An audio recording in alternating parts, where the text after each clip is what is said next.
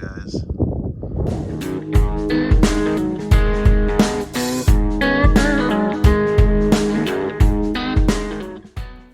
A little cooler this morning. We had some nice cool fall weather last couple days from that cold front that blew through.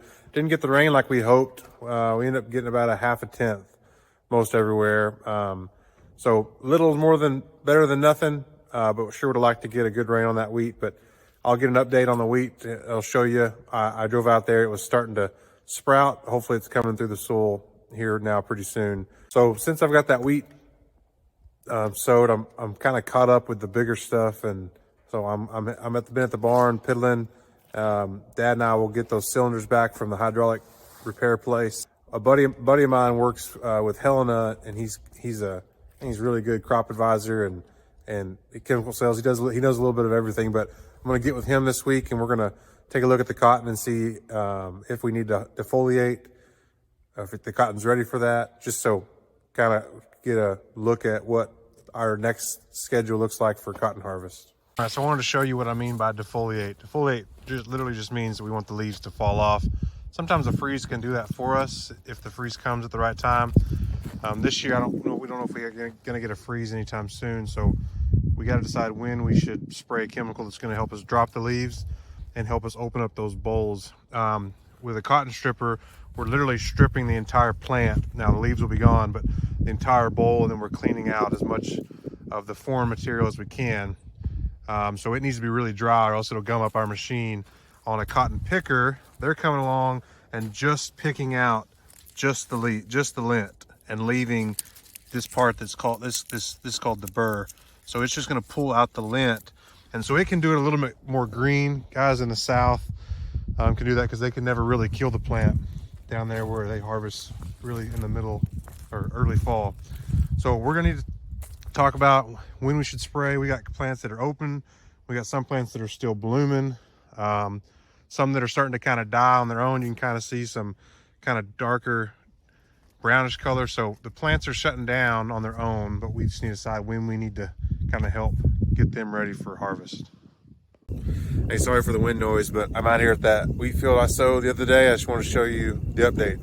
There it is. We say you can row it because you can see it down the road, so you can row it. I want to show you the difference one day makes. This is what I planted the first day. I finished that afternoon. This is the last row, and then the very next row, the very next day, how the difference in emergence there from what I did. This was evening, afternoon of the first day. This was the morning the next day. So maybe a little less moisture, but also just a day different. And any wheat over here is just a little bit more behind.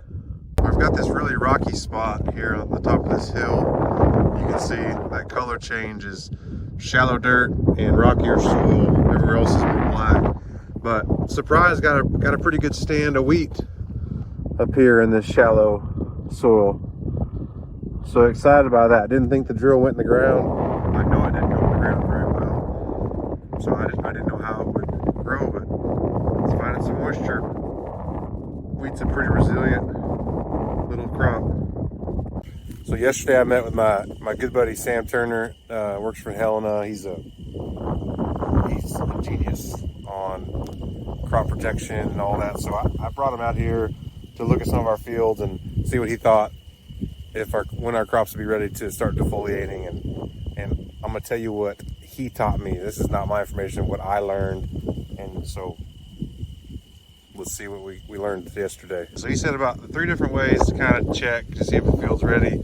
First is if it's about 60% open, then we're in a good spot. So if you looked at just this spot here, I would say that this section is at least 60% open bolls, and you still got some green ones in there. You got some of these that are starting to pop.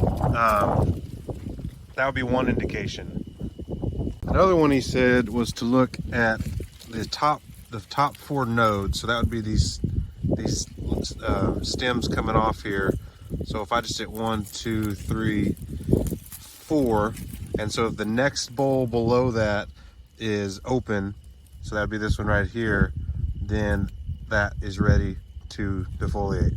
And then the last option, he says you take the top harvestable bowl. So that one would be a harvestable bowl. It's a good size. I'm gonna pull that one off. I'm gonna try to show you one that we would not consider harvestable. I think I found one here. So this one would not call this one harvestable. So I'm gonna take that one and show you the difference. All right, so I got two bowls here. One harvestable, one not, both from the top. And I'm gonna cut these off, the tops off, and show you the difference on how you can tell if one's ready to be harvested or not. We'll be using a pocket knife. Old Timer is our pocket knife of choice. If these bowls are hard to cut, then the fiber's more developed and more ready to be harvested. If it's easy to cut, then it's still developing and you're probably not ready to harvest. Okay, so you're looking in here, you can see these seeds. This cotyledon is firm, it's starting to develop, and then there's a seed coat right there that's starting to turn a different color, a darker color. So that's telling me that that seed is developed and that this bowl is developed and will pop open when we defoliate it. It would be harvestable. If this color around here was not darker or slightly darker, sometimes they'll start to get black almost as they get more developed. But if this cotyledon right here was jelly and kind of not solid, then that bowl would not be developed yet. All right, now for the undeveloped bowl.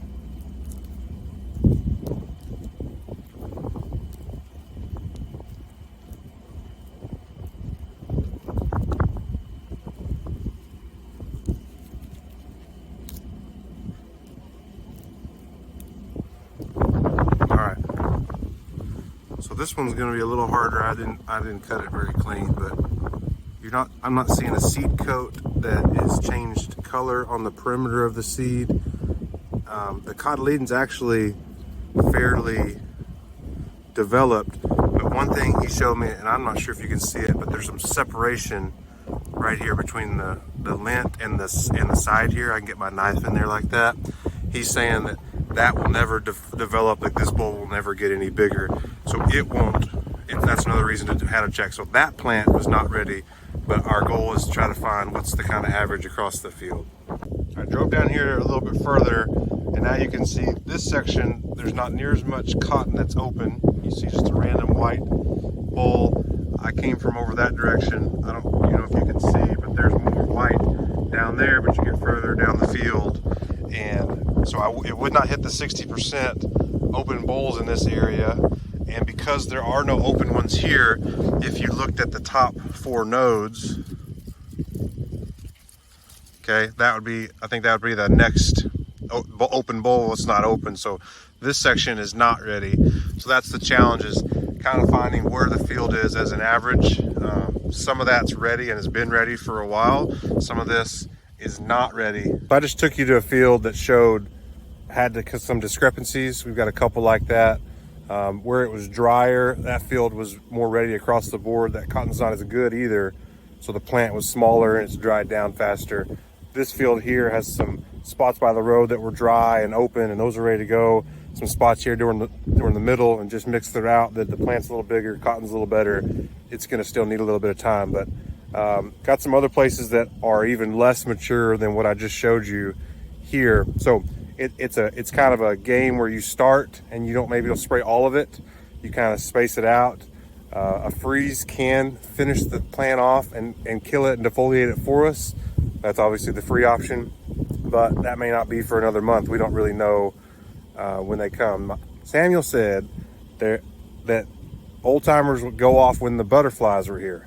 And that was about 2 weeks ago. That 6 weeks after the butterflies, then that's when our freeze was going to be. So we're still looking at a month if that's the case. I don't know if anyone else has ever heard that. I had not heard that before, so it'd be interesting to see. He said it's pretty accurate. All right, I'm here at a different field I want to show you. So just over there is a spot where the cotton's open up a lot and it's starting to look more turned. It may be ready to go, but I wanted to show you some of these other plants where it's a little skippy. These plants get a little crazy, so I want to find a bowl and show immature bowl, then show you what it looks like inside.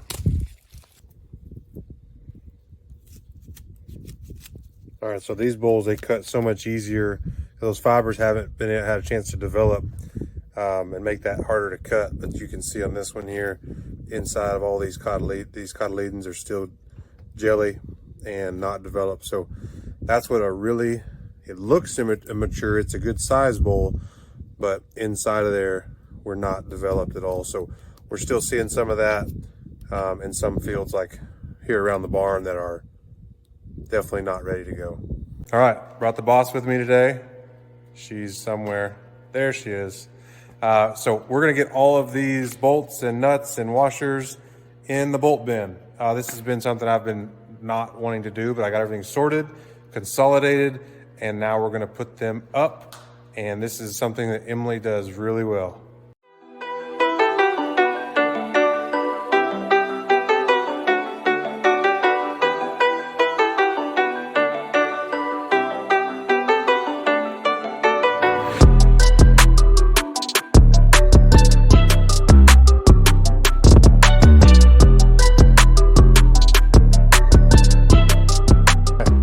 Mission accomplished. Floor bolts put away in the bolt bin.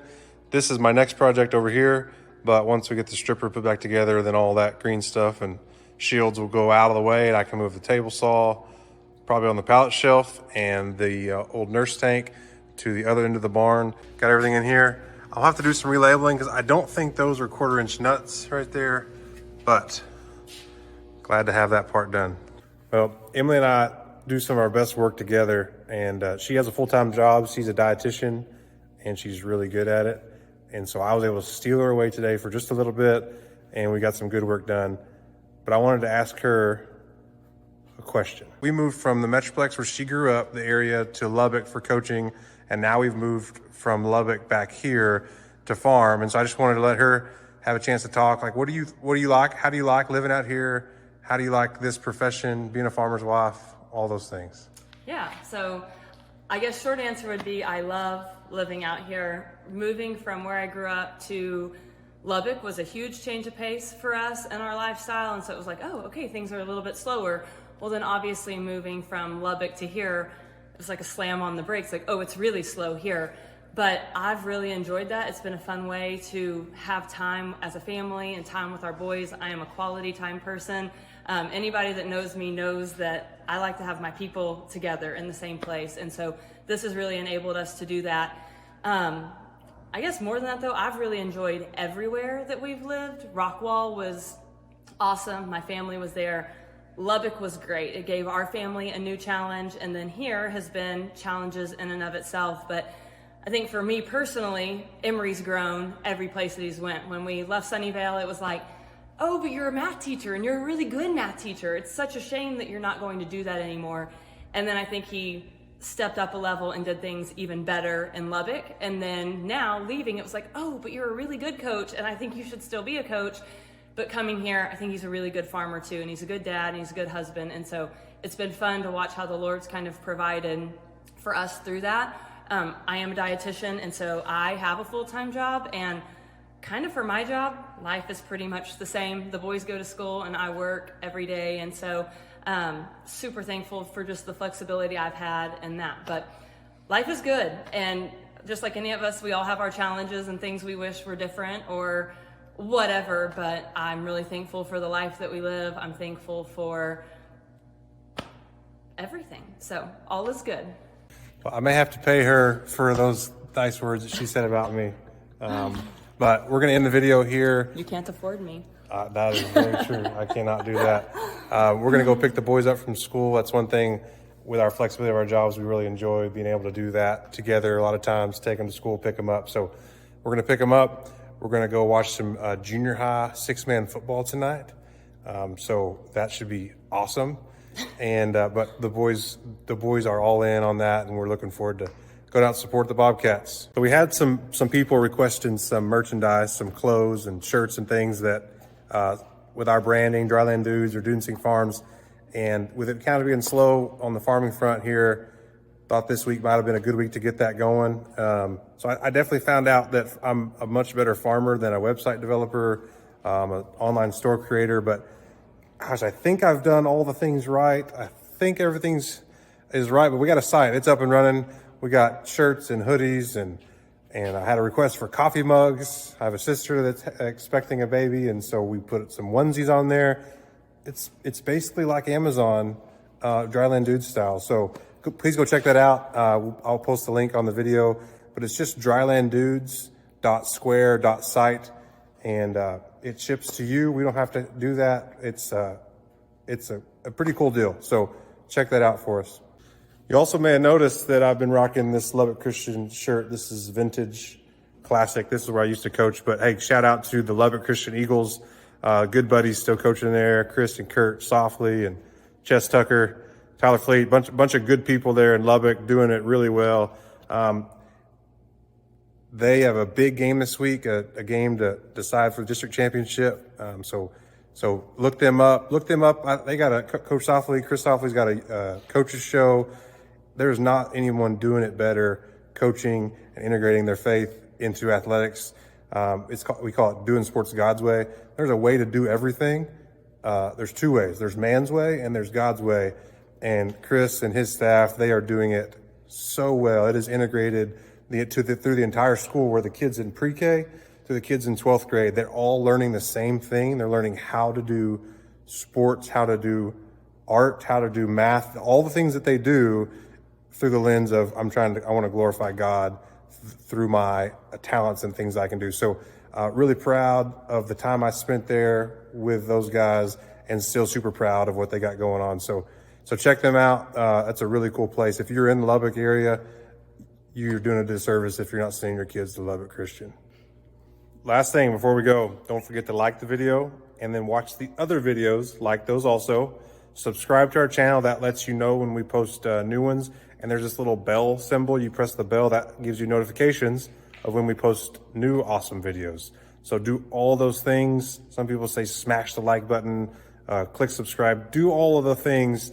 Check us out on Instagram, Facebook, and the merch store. Don't forget, really cool swag there. Thanks, guys.